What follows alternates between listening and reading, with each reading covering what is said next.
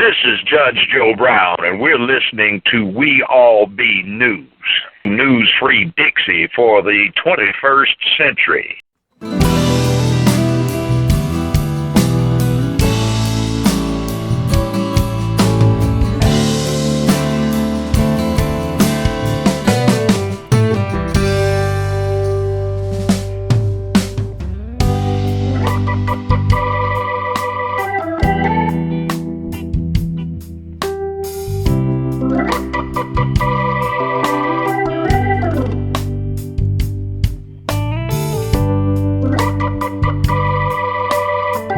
Also in that backfield is a gentleman named Don Barksdale, who was the wide receiver.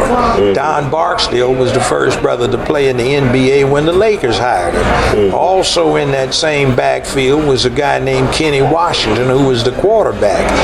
Now, it was an all-American team.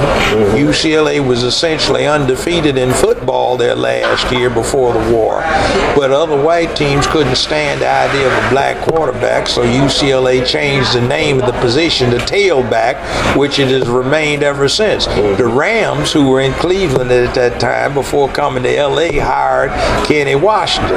Now, the longest pass play in organized football is between Kenny Washington and Don Barksdale. I saw a film clip of it that a guy named Dan Towler, known as Deacon Dan Towler, who was one of the first two brothers from Grambling hired by the Rams in 1949, showed me. He was a professor at Cal State LA, and I was dating his secretary. Anyway, this pass, UCLA recovered a fumble on its half-yard line. Kenny Washington faded back into the UCLA end zone, and he threw a pass that they credit would be 101 yards in the air. Don Barksdale caught it 1 yard deep in the opposing team's end zone. Thrown from the UCLA end zone. Ain't nobody ever thrown a pass that tough.